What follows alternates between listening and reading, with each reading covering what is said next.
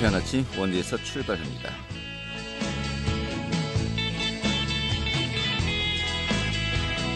안녕하십니까. 7월 2일 목요일 아침 인사드리겠습니다. 상쾌한 아침 원주에서 출발합니다. 진행의 한태훈입니다.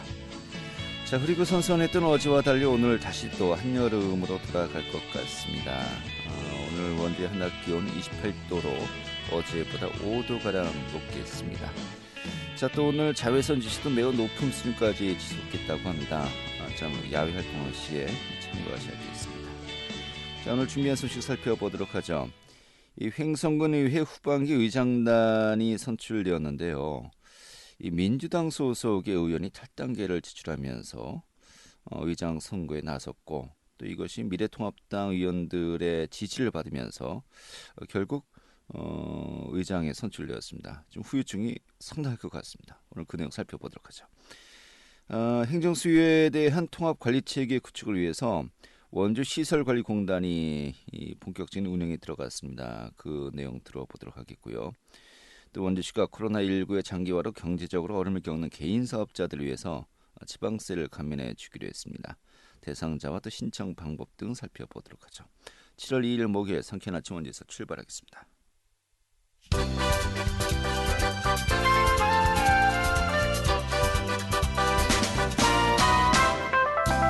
오늘의 주요 뉴스입니다. 원주 무실동의 원룸 부지 일대에서 건축 자재 등의 다량의 불법 폐기물이 확인되었습니다. 이 폐기물이 매립된 지점은 한국도로공사 제천지사 소유의 부지로 해당 업체에겐 국유지를 무단 점용한 것에 따른 법적 조치가 취해집니다. 한편 도로공사는 3차 원상복구 명령을 내려서 폐기물이 발견된 임적 부지에 추가 절토를 통한 폐기물의 완전 반출을 요청한 상태입니다. 영월군 의회 후반기 의장에 더불어민주당의 송경희 의원이, 또 부의장에 더불어민주당의 정의순 의원이 선출됐습니다. 전체 7명의 의원이 참여한 가운데 진행된 손 의장과 정 부의장은 각각 4표를 얻어서 당선되었습니다.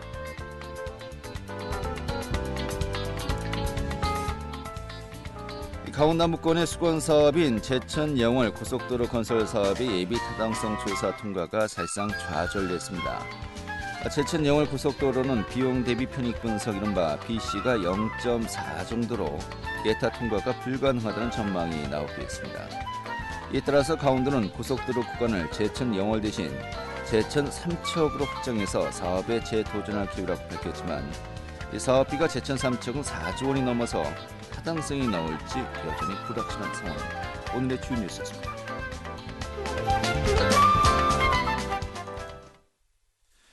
네, 횡성군 의회 후반기 의장으로 권순근 의원이 선출되었습니다. 원래 민주당 소속이었는데 탈당계를 제출하고 미래통합당 의원들의 지지를 얻어서 의장으로 선출되었네요. 좀 후유증이 상당할 것 같습니다. 민주당 측은 강하게 현재 여기 대해서 반발하고 있는 상황이고요. 좀 전반적인 내용 살펴보도록 하죠. 강원도일보의 박창현 기자 자리했습니다. 어서 오시죠. 예, 안녕하세요. 예. 자, 횡성군 의회 후반기 의장단이 선출되었습니다만은 제가 앞서서 이야기했습니다. 권순근 민주당 소속 의원이 탈당계를 제출하면서 결국 미래통합당 의원들의 지지 속에 선출되었어요. 정말 생각지 못했던 결과가 나왔어요. 예, 그렇습니다. 그 횡성군의 후반기 의장단이 어제 개원을 했는데요. 사실상 파행 속에서 개원을 했다 이렇게 보면 되겠고요. 네. 그 횡성군의회는 앞서서 지난달 29일 임시회를 열어서 의장의 권순근 의원, 부의장의 김영숙 의원을 각각 후반기 의장단으로 선출을 했습니다. 이번 의장단 구성은요, 당초 민주당 의원이 3명, 미래통합당 의원이 3명으로 동수를 이뤘는데요. 네. 무소속 변기섭 의원이 그 민주당 성향이기 때문에 민주당의 수적 우위가 예상이 됐습니다. 특히 이제 그 변기섭 의원 같은 경우는 전반기 의장이었지 않습니까? 그렇습니다. 전반기 의장이었지만은 여기서 또 이제 더 자세하게 이야기는 오늘 또 약간 차지하고요. 탈당했어요, 민주당을. 그렇지만은 민주당 계열을 이제 보고 있는 거였고, 그래서 4대 3으로 봤던 거였죠. 그렇습니다. 예. 그래서 민주당이 자체적으로 내부 조율을 통해서 후반기 의장단을 의장의 배고인 부의장 이순자 의원으로 좀 확정을 했고 내부 결집도 좀 다지기도 했습니다. 근데 어제 그 도년 그 민주당 소속이었던 권순근 의원이요. 그 임시회 직전에 그 탈당계를 제출했고요. 이 상태에서 의장단 표결에 참석하면서 통합당 의원의 지지를 받아서 4대3으로 오히려 역전을 해서 의장직에 올랐습니다. 네. 건 의원이 그 당론과 다르게 좀 의장으로 당선되면서요. 민주당 소속 의원과 무소속 변기섭 의원이 부의장 선거를 앞두고서 본회의장을 퇴장을 했고요. 결국 부의장 선거는 통합당과 권순근 의원만을 남겨둔 채 김영숙 의원이 부의장으로 선출이 됐습니다. 네. 그 이렇게 좀 당론과 어기고 의장에 오른 권순근 의장은요. 이렇게 얘기를 했어요. 정당을 떠나서 대의기관으로서 역할을 다하겠다. 탈당으로 인한 혼란이 있겠지만 좀 합리적인 리더십을 발휘하겠다. 이렇게 좀 당시 자신의 좀 당선 소감을 얘기했고요. 이례적인 그 발언을 한 것이라 이제 보고요. 예. 그렇습니다. 그 이번에 그 권순근이 그 민주당을 탈당하게 돼서요. 행성군의회는 그 2년 전에 6.13 지방선거를 통해서 민주당이 4명, 통합당이 3명이었는데요. 이제는 또 민주당이 2명, 미래통합당 3명, 무소속 2명으로다가 좀 재편이 되게 됐습니다. 네. 무엇보다 또 하나 이 결과를 평가를 해보면요. 지난 그 4.15 보궐선거에서 이 장신상 민주당 소속이었던 장신상 구수가 당선됐잖아요. 이것 때문에 역대 처음으로 행성에서는 역대 처음으로 민주당 소속의 군수와 의장 체제가 좀 형성이 됐는데요. 이것도 역시 불과 2개월 만에 좀 무너지게 됐습니다. 네. 뭐 당장 어제도 민주당 소속 의원들 참석을 하지 않았고요. 이 당분간 근의회 운영이 좀 파행을 겪을 수밖에 없겠는데요. 그렇습니다. 당론을 깨고 좀 민주통합당과 손잡고서 그 군의장에 좀 권순근 의원이 당선이 되면서요. 지역사회 후폭풍이 좀 거세게 불고 있다고 볼 수가 있는데요. 그 민주당 측은 건 의원의 좀 의장 수행에 동조할 수 없다며 좀 강하게 반발하고 있는 상황입니다. 특히 어제 좀 성명서를 냈는데요. 그 후반기 원구성 과정에서 사상 초유의 미실야합으로 정상적인 의회 운영이 사실상 어렵게 됐다. 유권자들의 약속을 헌신짝처럼 버리고 개인의 사리사욕을 채우기 위해서 만행을 저지른 권순근 의원과 미래통합당 소속 의원들은 국민들에게 사죄하고 스스로 자리에서 물러나기를 촉구한다. 이렇게 강조하는 성명서를 냈습니다. 또 이들 그 민주당 그 계열 의원들은요. 후반기 임기 동안에 독자적인 의정 활동에 나설 움직임을 보이고 있어서 행성군의의 진통이 좀 당분간 지속될 것으로 보입니다. 네. 그 당장 그 어제 후반기 원구성이 시작하는 날이었는데요. 그 이제 이런 파행 때문에 인해서 당분간 의장 주재의 의원 정례 회의조차 좀 열리기 어려운 상황이고요. 여야 의원 간 좀 극한 대치가 좀 사실상 좀 장기화될 것으로 보입니다. 무엇보다 좀 우려가 되는 건요. 그 앞서서 이 자리에서 제가 몇 번 얘기를 드렸는데 행성은 지금 군손법이라든가 이모빌리티, 송전탑, 축사조례 뭐 여러 가지 현안이 좀 산적해 있는 상황인데요. 이런 상황에서 군의회마저도 좀 마비될 상황에 처해서 그 장신상 군정도 역시 좀 곤혹스럽기는 마찬가지고요. 그 장신상 군수가 소속 정당 지금 또 해당 행위로 징계를 받은 권순근 의장과 어떤 파트너십을 발휘할지 이 역시도 좀 관전 포인트가 될 것 같습니다. 그 민주당 차원에서 권순근 의장에겐 뭐 징계 절차를 밟았죠. 그렇습니다. 그저께 지난달 30일 날 좀 징계위원회가 열렸고요. 네. 예상한 대로 그 더불어민주당 윤리심판원은요 권순근 의장에 대해서 그 제명 처리를 했습니다. 하지만 이 제명이 좀 별다른 의미가 또 어떻게 보면 없는 것이요. 네. 권 의장은 그 직전에 벌써 탈당기를 냈기 때문에 별다른 의미가 없는데 이번 제명을 받게 되면 이제 그 권순근 의장은 향후 5년간 민주당이 복당할 수 없게 됩니다. 뭐 민주당 다시 복당할 일이 있겠습니까? 이 정도까지 정말 엄청난 그 변화를 일으켰는데요. 자, 그리고 어제죠.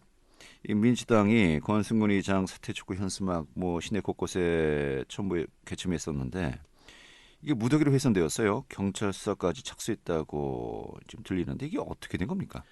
예, 또 다른 좀 돌발 변수가 나왔다고 할 수가 있는데요. 그 이번에 그 행성 군의장 선출 과정에서 좀 빚어진 파문이 지금 경찰 수사로까지 번지고 있는 양상입니다. 이게 왜 그러냐면요.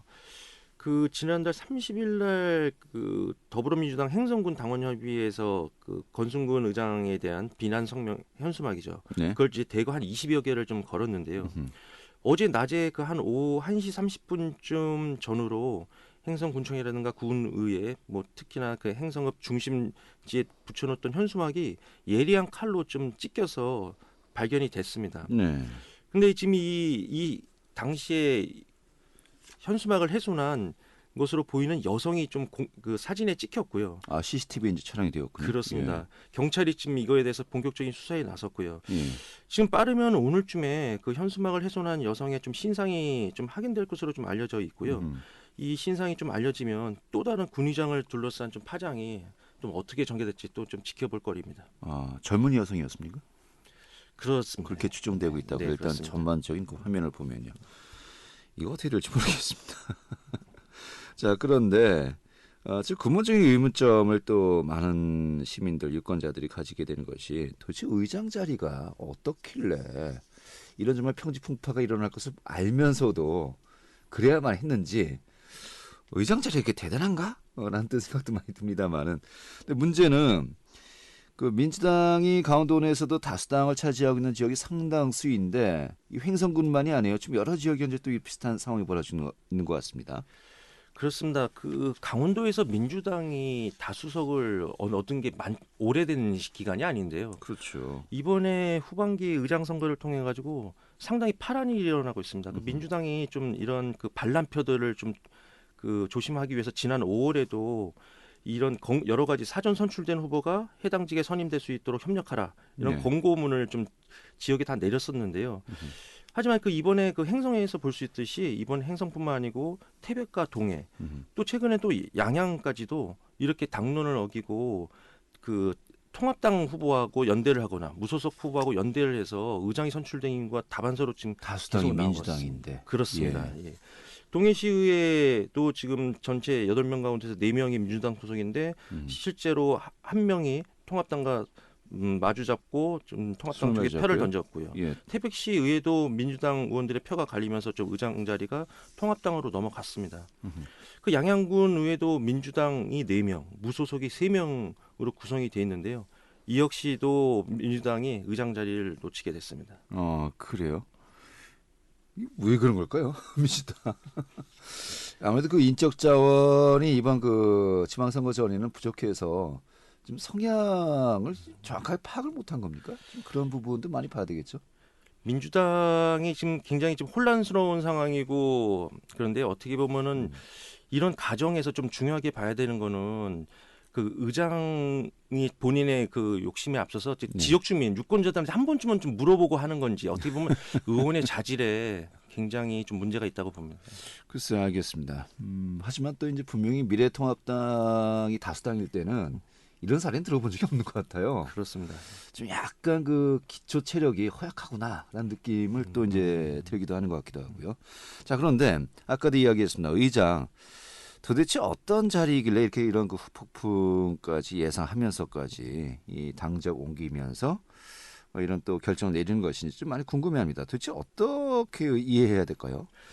저도 이번 행성 그 군의장 선출 과정을 보면서 제가 어제 실제로 그 의회 사무과에 가서 좀 물어봤습니다. 도대체 어떤 권한이 있는지를. 네. 어떻게 보면 국회에 보면 국회의장이 있듯이 좀 시군의회는 시군의장이 있는 건데요. 그 무엇보다 이제 의장의 권한이라고 하면요, 주로 이제 다선 의원이 맡는 경우가 많은데요. 네. 그 지금 지방 의원은 총 이제 임기가 4년인데 4년 중에서 전반기 2년, 후반기 2년씩 나눠서 의장을 선출하게 됩니다. 그렇죠. 그래서 이제 군의장, 그 시군의장의 좀 권한을 보면 우선은 가장 중요한 거는 이제는 의회 임기가 열리고 닫고 개회하고 폐회하고의 권한이 의장한테 있고요. 네. 그리고 무엇보다도 군의의 본래 임무인 조례 제정이라든가 개정안을 본회의에 상정하는 권한이 의장한테 있습니다. 그러니까 조례를 만들고 뭐 폐기하고 이런 것이 이제 의장에서 걸쳐가야 된다는 말이고요. 상당한 권한이 뭐 당연히 있겠습니다만은, 근데 또 많은 분들이 또 이제 이야기하는 게 이게 아니라 좀 부수적인 권한이 굉장히 많다. 예, 지금 이걸 지적하더라고요. 그래서 그거를 한번 물어봤습니다. 뭐 또 다른 특권이 무엇인지 일단은 아시다시피 간용차가 좀 제공이 되고요. 네. 비서가 수행하게 됩니다. 또 하나는 그 업무 추진비가 있는데요. 행성군의회 같은 경우는 월 220만 원씩 연간 한 2,600만 원의 업무 추진비가 사용되고 있다고 합니다. 네. 근데 이런 의장에 대한 좀 지원보다는요. 어떻게 보면은 지역 주민의 대기관이라는 좀 대표성 때문에 대부분의 행사에서 아시다시피 시장 군수와 좀 동격의 지위와 대우를 좀 받고 있고요. 좀 이런 명예로 인해서 좀 의장의 좀 욕심들을 많이 내고 있는 것이 아닌가. 이 유혹을 떨쳐버리지 못한다. 이렇게 보고 있습니다. 뭐 정말 수천 명, 수백 명, 또 수만 명의 유권자들을 설득하고 이 표를 지지하는 것, 호소하는 것이 이제 일반적인 선거입니다만 이거는 한두 명만 내 편 만들면 되거든요. 그렇습니다. 이 유혹을 정말 견디기 힘든 건가 싶은 생각도 들기도 합니다만. 저희가 이제 원주시의회 의장 또 이제 그 강원도의회 의장 하반기 의장단 선거가 이제 마무리되면서 의장님들 저희가 연결해서 좀 이야기를 듣고 있는데 네네. 행성도 저희가 이제 연결을 해야죠. 근데 이게 좀 군정에 대한 뭐 비전이라든지 희망도 저희가 여쭤봐야 됩니다만은 이 부분에 대한 비하인드도 물을 수밖에 없는 것이겠고요.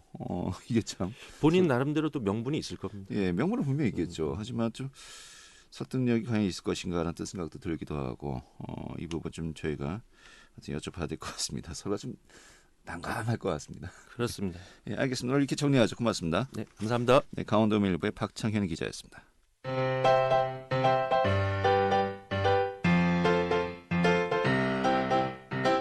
KBS 원주방송국이 유튜브 다시 듣기 서비스를 실시합니다.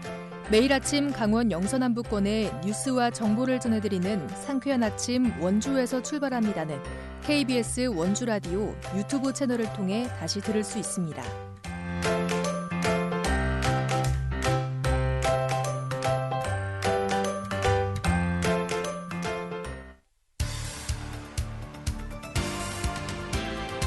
알찬 정보, 생생한 현장의 소식을 전해드립니다. 리포터 현장. 네, 원주시 시설관리공단이 어제부터 본격적으로 업무에 들어갔습니다. 원주시 명륜동의 옛 원주 소방서에 설립되었죠. 원주시 시설관리공단.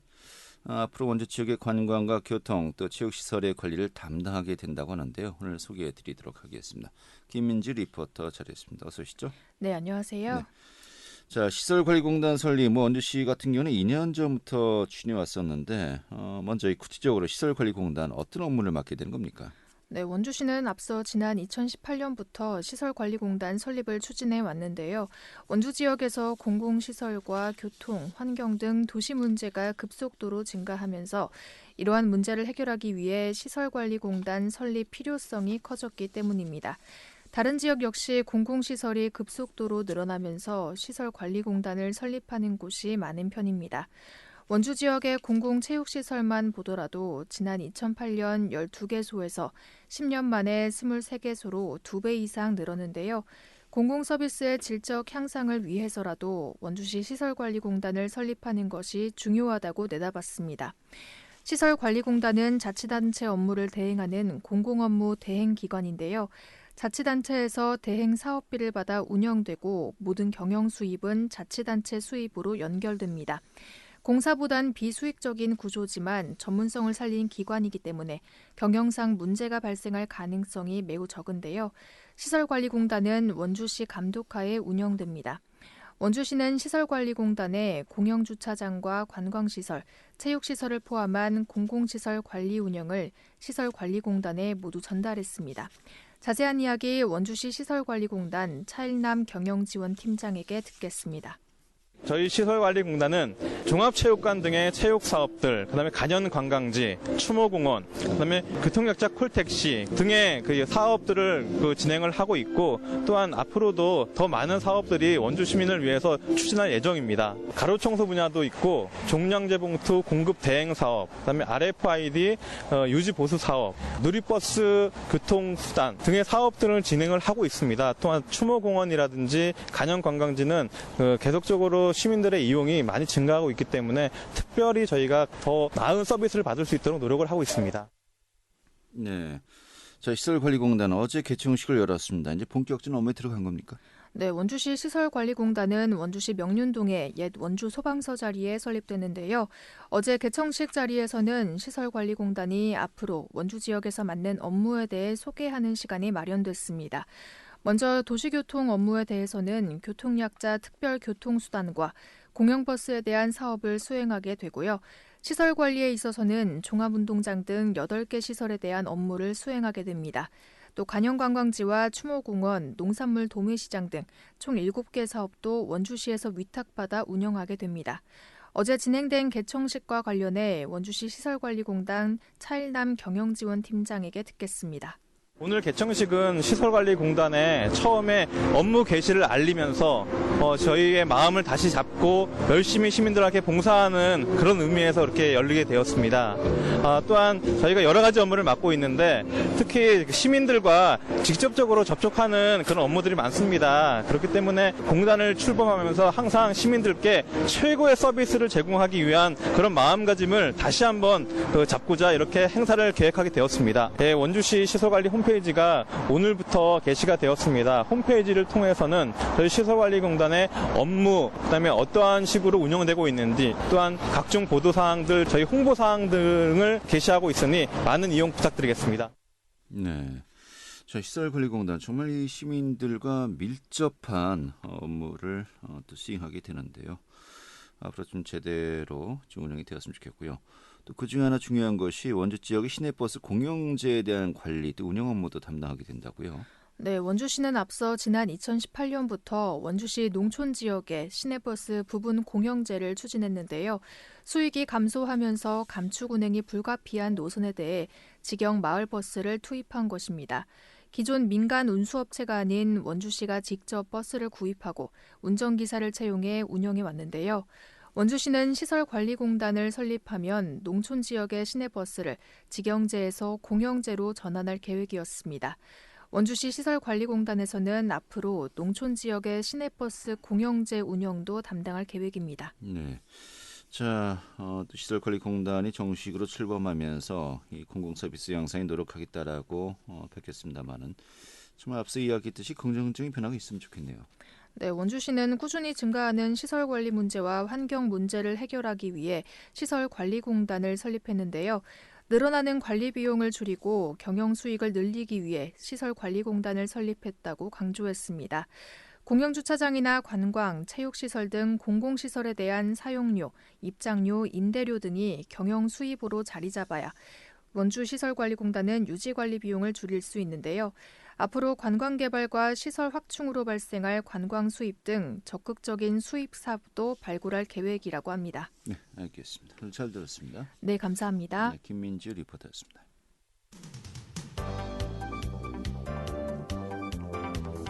생생한 현장, 유익한 생활 정보를 전해드리겠습니다.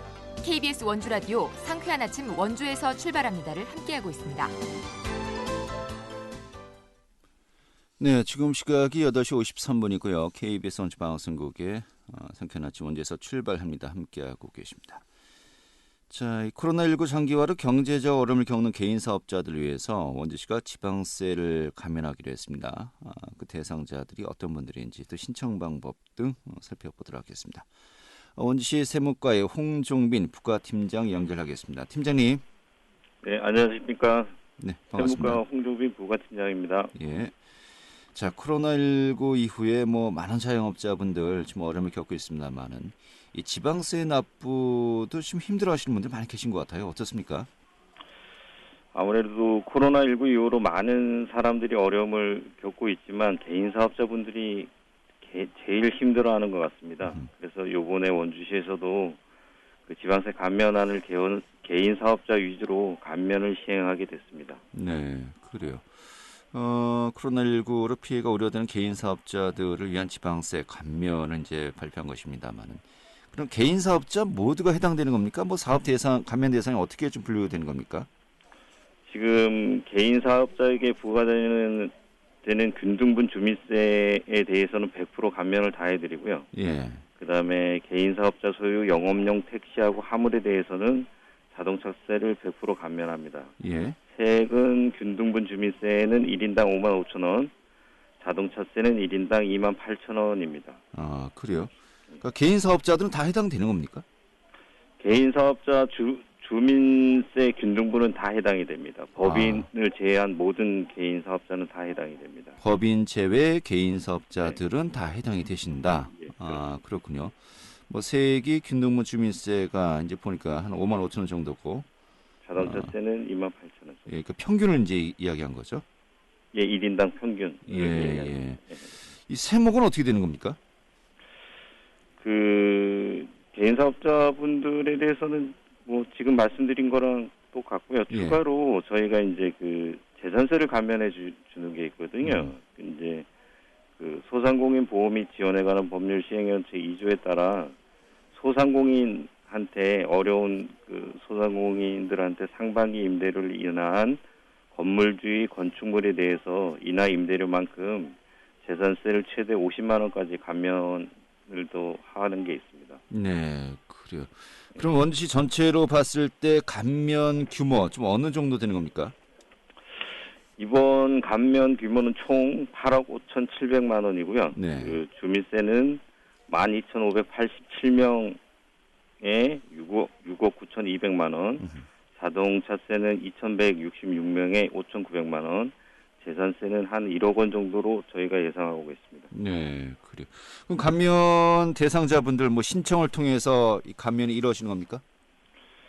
저희 균등분 주민세와 자동차세에 대해서는요, 뭐 감면 신청 없이 저희가 직권으로 감면을 하고요. 거기에 따른 이제 안내문을 발송할 예정이고요. 네. 그 착한 임대인 재산세는 그 저희한테 신청을 해주셔야 합니다. 신청 언제까지 또 어떻게 또 이루어집니까? 착한 임대인 재산세 감면은 1월부터 6월까지 임대료를 인한 임대인으로 7월 31일까지 원주시청 세무과로 신청해 주시면 됩니다. 예. 감면 신청서 및 필요 서류는 원주시청 홈페이지에 게시해 놓았습니다. 아하, 알겠습니다. 의료기관에 대해서도 또 따로 이제 감면책이 있는 것 같더군요. 네? 의료기관도 따로 이제 감면책이 있는 것 같은데요. 예, 의료기관에 대해서도 저희 이제 그 코로나 극복 의료기관 요번에 이제 그 전문 그 병원으로 지정이 돼서 영업을 못한 원주 의료원이나 예. 그다음에 세브란스 기독교 병원에 대해서도 그 저희 주민세 균등분하고 재산분 주민세를 100% 감면을 해드리는데요. 알겠습니다. 예. 여기는 두 곳이기 때문에 예. 저희가 뭐 직접 연락을 해서 신청을 받을 계획입니다. 그렇군요. 원주 세브란스 기독병원하고 원주 의료원 두 곳이니까요. 예. 예. 자, 뭐 개인 사업자분들은 원주시에서 자동적으로 이 처리를 하고요. 하지만 또 착한 임대인 재산세 감면은 이 본인들이 신청하셔야 된다고 하니까 좀 참고하셔야겠습니다. 오늘 잘 들었습니다. 네, 수고하셨습니다. 원주 세무과의 홍정미 부과 팀장이었고요. 오늘 순서 여기서 마치겠습니다. 고맙습니다.